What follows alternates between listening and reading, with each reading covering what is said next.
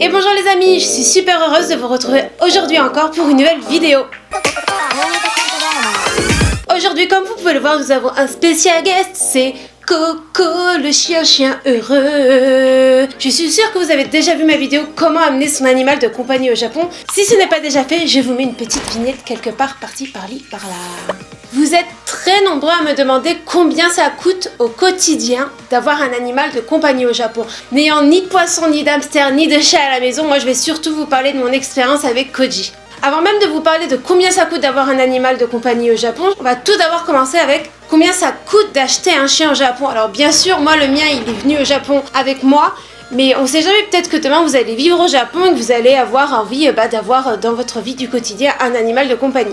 Il y a 3 possibilités d'avoir un animal de compagnie au Japon. Premièrement, bien sûr, les fameux pet shops. Alors là, moi, c'est vraiment ce que je vous recommande le moins. Je déteste les pet shops, je suis une anti-pet shop. Que ce soit en France ou au Japon, s'il vous plaît, si vous avez envie d'un animal de compagnie, n'allez pas là-bas, c'est la pire des décisions. Les animaux ne sont pas bien traités et en plus, s'ils sont trop vieux, on va les mettre en solde. Et s'ils sont pas vendus, on va les piquer. Mais je trouve ça vraiment dégueulasse. Alors, s'il vous plaît, n'achetez surtout pas votre animal en pet shop. Un Koji, on dit non.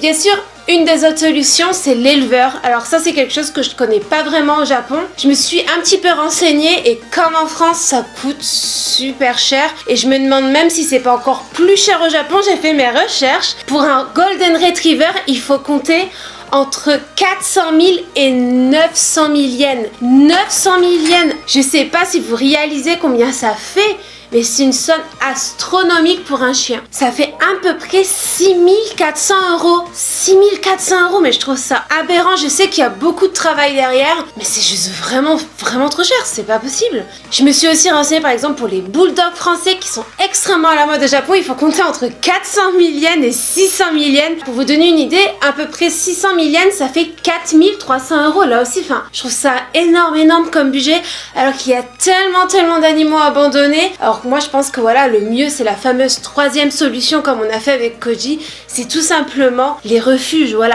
adopter. C'est tellement génial de pouvoir adopter les animaux, de leur donner une seconde chance. Alors bien sûr, si vous avez une race en particulier que vous avez vraiment envie d'avoir, que le seul moyen de l'avoir c'est d'aller l'acheter quelque part, bien sûr choisissez l'éleveur, clairement n'allez pas en animalerie, mais le mieux ça reste quand même d'aller à la SPA par exemple. Là je vous donne l'exemple pour des races on va dire qui sont étrangères au Japon. Alors que par exemple une race japonaise comme le Shiba Inu ou encore l'Akita Inu, c'est des chiens que vous allez pouvoir trouver entre 150 000 yens et 300 000 yens. Après ça va dépendre de l'éleveur. Donc c'est quand même vachement moins cher et c'est complètement normal parce que c'est des races qui sont locales, nationales. Alors nous arrivons enfin à la question combien ça coûte par an à peu près d'avoir un chien au Japon. Alors j'ai fait mes petites recherches et il faut savoir que les Japonais eux dépensent une fortune pour leurs chiens ici. Ils dépensent en moyenne par an, accrochez-vous, entre 400 000 et 600 000 yens par an. C'est énorme, ça veut dire qu'ils dépensent entre 4 000 € et plus de 6 000 € pour leurs chiens. Donc imaginez si vous avez un chien qui vit en moyenne 10 ans et que vous claquez une moyenne de 500 000 yens par an, ce qui fait sur toute la vie de l'animal, un japonais va claquer à peu près 5 millions de yens et je vous assure que la somme est astronomique pour chouchouter son petit chien. Alors moi-même j'adore mon chien, j'adore mon Coco, mais je ne dépenserai jamais autant d'argent pour un chien. Alors pourquoi est-ce qu'au Japon ça coûte aussi cher? Tout simplement parce que c'est le pays où il y a le plus de gadgets pour son animal à 4 pattes. Ça va bien sûr, je suis sûre que vous l'avez déjà vu, des fringues, les gâteaux d'anniversaire, les spas pour les chiens, les hôtels pour les chiens, les parcs privatifs pour les chiens. Il y a de tout ici, l'animal est traité comme un vrai enfant. Il y a même des garderies. Sur par exemple Osaka, j'étais passée une fois avec des clients des garderies. Et en fait, il y a les photos des animaux avec leur petit cartable. Franchement, je trouve ça trop mignon, pourquoi pas. Mais voilà, on verrait pas ça en Europe et je suis sûre que ce genre de service doit coûter super cher. Alors bien sûr, quand je vous dis qu'un japonais va claquer à peu près entre 400 000 yens et 600 000 yens, ça inclut aussi la nourriture, le vétérinaire, c'est absolument tout inclus. Moi personnellement, je dépense à peu près 150 000 yens par an pour Koji. Et cela inclut la nourriture, tout ce qui est dentastique, vous savez, les petites choses pour qu'ils aient bonne haleine et qu'ils aient de belles dents, ses petits nonos, ses petites oreilles de cochon, aussi quelques visites chez le vétérinaire. Il faut savoir qu'ici le vétérinaire, c'est pas si cher que ça, je trouve, comparé à la France. J'avais vraiment une image d'un vétérinaire très cher au Japon, mais finalement ça va. Par exemple, pour les vaccins annuels, il faut compter à peu près 7000 yens. Également, le vaccin contre la rage qui est obligatoire ici tous les ans, je paye 3000 yens, plus 10 000 yens de check-up annuel. Alors, ce qui est très drôle avec les check-up annuels et aussi pour les vaccins, c'est qu'au Japon, vous recevez une petite lettre avec des petits cœurs ou des petites choses comme ça pour vous dire « Ah, alors voilà, c'est le moment de faire le check-up de votre chien ou les vaccins de votre chien. » Et ce qui est très drôle, donc c'est que bien sûr, moi, il y a mon nom de famille, quoi, voilà, pour Madame Danana Diana. Et il y a bien sûr écrit aussi Kojiki avec son suffixe honorifique et c'est trop marrant parce que sur le coup c'est marqué pour Kojiki-chan. Et ça je trouve ça vraiment marrant parce que qu'on aille au salon de toilette ou au veto, il y a toujours le nom du client Kojiki-chan. J'ai d'ailleurs le petit carton avec moi, je vais vous montrer ça de suite. Voilà, vous avez ici d'abord le petit message de la clinique comme quoi c'est hyper important de faire vacciner, de faire le check-up du chien avec les petits cœurs, je trouve ça trop mignon. Et ici voilà, vous avez donc ce que le chien doit faire. Donc là par exemple cette fois-là c'était pour refaire ses vaccins avec bien sûr bon l'adresse etc. J'ai caché, j'ai mis des petits straps Pokémon. Voilà, marqué Diana Sama et comme vous pouvez le voir ici c'est marqué Kojiki-chan et je trouve ça tellement mignon, tellement mignon. Moi je craque à chaque fois, j'adore qu'on appelle mon chien Kojiki-chan. C'est Coco-chan.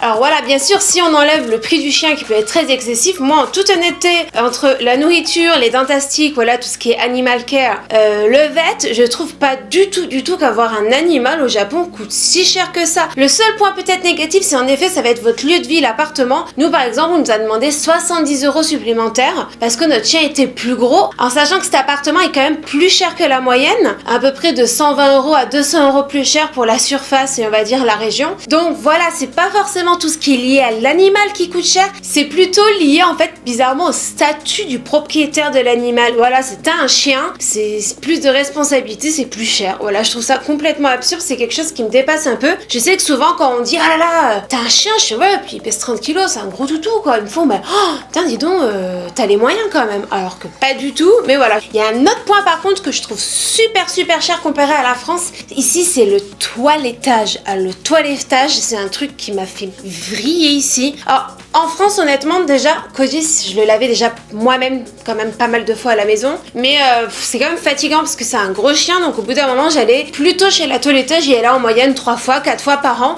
J'étais sur un budget pour quand même un gros chien de 45 €, 50 €, mais il faut savoir que lui il a pas vraiment besoin de coupe, c'est surtout brosser, laver, faire les griffes, nettoyer les oreilles, etc. Ici, pour la même prestation, on me demande à peu près 15 000 yens, c'est à peu près 110 €, c'est super cher alors qu'il n'y a vraiment pas grand chose à faire sur Koji. Donc moi ma décision ici c'était la décision de la pauvreté, je le nettoie moi-même.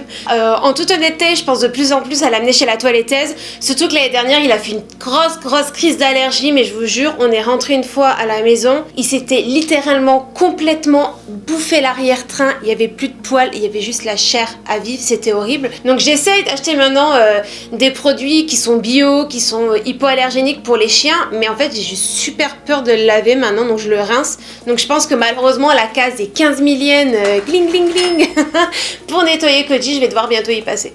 En dehors de ça, il y a énormément de choses qui peuvent faire dépasser le budget, on va dire, mensuel et annuel pour un chien. Mais après, bien sûr, ça dépend de chacun. Moi, je ne lui achète pas de vêtements. Alors bien que ça fait très longtemps que je me tâte à lui acheter des vêtements de pluie parce qu'au Japon, il pleut énormément. Et de voir à chaque fois l'essuyer, enfin, il pue le chien mouillé après, je sais pas. Je suis sûre que si vous avez des chiens, vous savez, l'odeur du chien mouillé, c'est vraiment pas agréable. Donc je pense de plus en plus à lui acheter un kawaii. Mais j'ai jamais acheté des petits trucs là, des petites tenues spéciales, je sais pas, pour Halloween ou Nouvel An, des tenues ninja, ça jamais, je le ferai jamais d'ailleurs. En plus c'est cher. Ici rien qu'un collier, un minimum mignon pour un gros chien, c'est pareil, c'est 60 balles quoi, c'est super cher. Pareil, il y a tout ce qui est sorti. Il faut savoir qu'au Japon, on n'a pas le droit officiellement de lâcher son chien sans laisse. Nous, on le fait régulièrement parce que c'est un chien qui est extrêmement bien éduqué au rappel.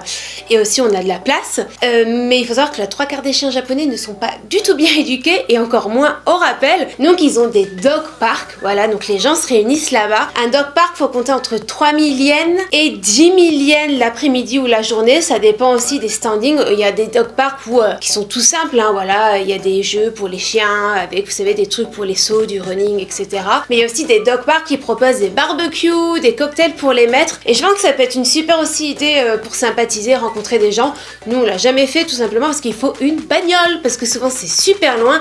Et là encore, autre point important, sans bagnole, quand t'as un chien au Japon, tu ne peux rien faire. Et c'est bien dommage parce que ce pays a énormément d'hôtels super sympas, de glamping. Si vous savez pas ce que c'est un glamping, je vous invite à regarder par-ci ou par-là à peu près ce que c'est.